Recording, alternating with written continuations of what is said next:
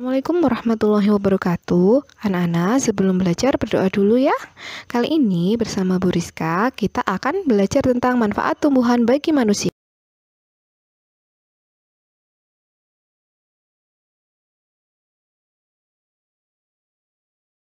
Perhatikan gambar ini. Hewan dan manusia memperoleh manfaat dari tumbuhan.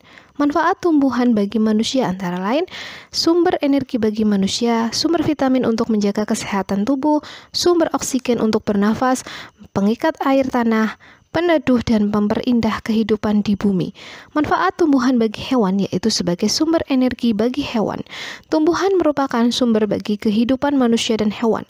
Tumbuhan adalah produsen penghasil cadangan makanan dan sumber oksigen untuk bernapas dan melindungi bumi dari sengatan sinar matahari. Beberapa hal yang akan terjadi jika tidak ada tumbuhan adalah manusia dan hewan tidak memiliki sumber makanan dan bumi akan gersang sehingga kehidupan akan berakhir.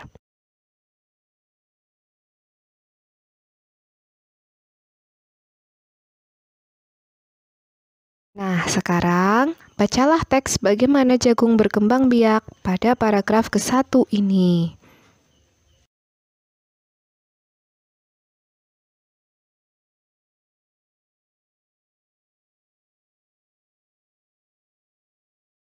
Bacalah teks paragraf kedua ini.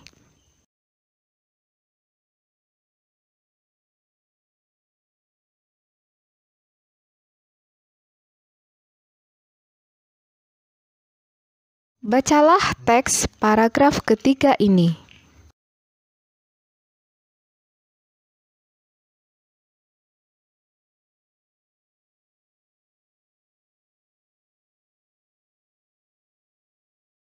Bacalah teks paragraf keempat dan kelima ini.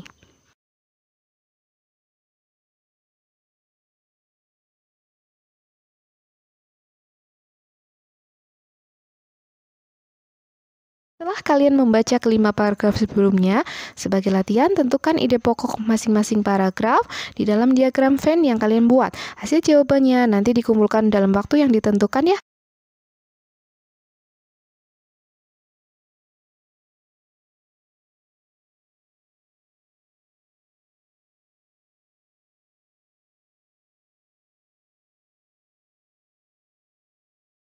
Ayo mengamati. Perkembangbiakan generatif dilakukan melalui proses penyerbukan dan pembuahan. Perkembangbiakan generatif pada tumbuhan diawali dengan penyerbukan, yaitu melekatnya serbuk sari ke kepala putih. Setelah terjadi penyerbukan pada serbuk sari, tumbuh buluh serbuk sari yang menuju ke ruang bakal biji. Di dalam ruang bakal biji terjadi pembuahan, yaitu peleburan serbuk sari atau sel kelamin jantan atau spermatozoid dengan kepala putik atau sel kelamin betina atau sel telur. Hasil dari pembuahan adalah sikot. Sikot berkembang menjadi lembaga. Bakal biji berkembang menjadi biji dan bakal buah. Kemudian bakal buah berkembang menjadi daging buah. Lembaga yang berada di dalam biji merupakan calon tumbuhan baru.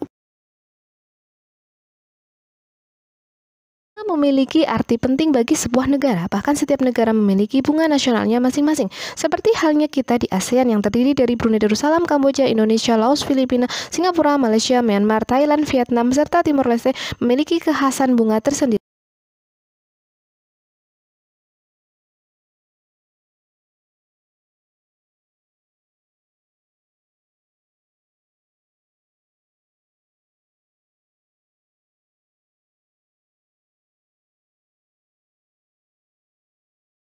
Brunei Darussalam. Bunga nasional negara ini adalah bunga simpor. Nama latinnya adalah Tilenia fruticosa. Merupakan pohon besar dengan bunga warna kuning. Daunnya juga besar. Bila bunga telah mengembang semua, maka terlihat seperti payung. Lambang bunga ini bisa ditemukan di uang senilai $1 Brunei atau di desain kerajaan tradisional khas Brunei, Kamboja. Bunga rumbul yang memiliki nama latin Mitrella mesni, bunga mungil yang berwarna kuning keputihan, menyebarkan bau harum bila mulai petang. Pohon rumdul termasuk tanaman besar yang tingginya mencapai 8-12 meter.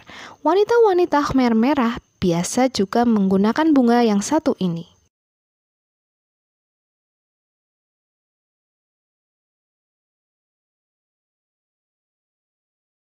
Indonesia. Bunga anggrek bulan atau biasa disebut Phalaenopsis amabilis adalah salah satu bunga nasional Indonesia. Dua lainnya adalah bunga melati atau Jasminum sambac sebagai bunga bangsa dan bunga Rafflesia atau Rafflesia arnoldi sebagai bunga langka. Sedangkan bunga anggrek bulan sebagai bunga pesona biasa berbunga 2-3 kali dalam setahun. Laos, Dorc Champa. Begitulah nama bunga Kamboja disebut di Laos. Kamboja yang nama latinnya Plumeria.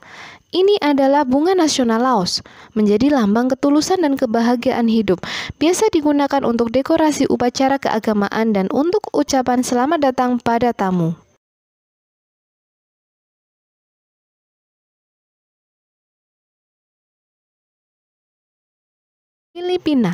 Filipina memilih bunga melati yang biasa disebut Sampaguita jasmine atau dalam bahasa Latin disebut Arabian jasmine sebagai bunga nasionalnya. Bunga ini berbunga sepanjang tahun. Orang Filipina melambangkan melati sebagai lambang kesucian, kesederhanaan, kemanusiaan, sekaligus kekuasaan. Singapura, bunga anggrek vanda yang juga dikenal di Indonesia jadi pilihan Singapura untuk bunga nasionalnya.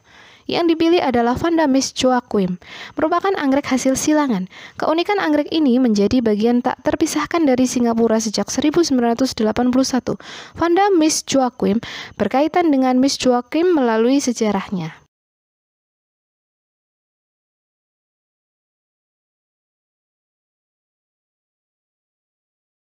Malaysia. 5 helai bunga membentuk bunga raya atau biasa disebut bunga sepati di Indonesia. Hibiscus rosa sinensis inilah bunga nasional negara Malaysia sejak tahun 1960. 5 helai dari bunga raya ini mempresentasikan 5 prinsip kekuatan nasional. Bunga ini biasanya digunakan untuk pengobatan tradisional dan kosmetik. Myanmar. Bunga nasional Myanmar adalah bunga paduak yang bahasa latinnya Pterocarpus indicus. Bunga berwarna kuning emas ini biasa berkembang pada bulan April bertepatan dengan Myanmar New Year Festival. Bila seluruh bunga berkembang, pohon paduak seperti dipenuhi warna keemasan. Masyarakat Myanmar melambangkan paduak sebagai simbol kekuatan dan ketahanan. Di Indonesia bunga ini dikenal dengan pohon angsana atau sana Jawa. Thailand memiliki bunga Cassia fistulina sebagai bunga nasionalnya. Di Thailand disebut Ratchapruk. Bunganya kecil-kecil berwarna kuning. Di Indonesia disebut sebagai pohon tengguli. Warna kuning dianggap orang Thailand sebagai bagian dari Buddhisme dan merupakan warna kejayaan.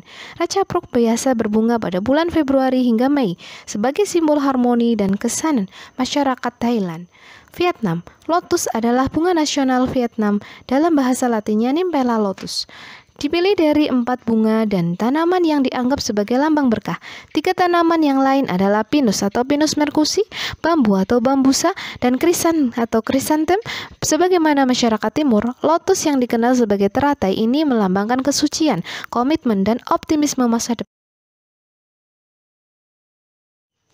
ASEAN adalah organisasi yang dibentuk dan beranggotakan negara-negara yang berada di kawasan Asia Tenggara. ASEAN pertama kali didirikan oleh perwakilan dari 5 negara, yaitu Indonesia, Thailand, Malaysia, Singapura, Filipina. Dari kelima negara tersebut bertambah lagi menjadi 11 negara, yaitu Brunei Darussalam, Vietnam, Laos, Myanmar, Kamboja, dan Timor Leste. Tujuan terbentuknya organisasi ASEAN yaitu sebagai tempat untuk melakukan kerjasama antar negara Asia Tenggara dalam berbagai hal, memperkuat kesejahteraan negara-negara di Asia Tenggara, saling membantu dalam berbagai bidang, meningkatkan kualitas ilmu pengetahuan dan teknologi.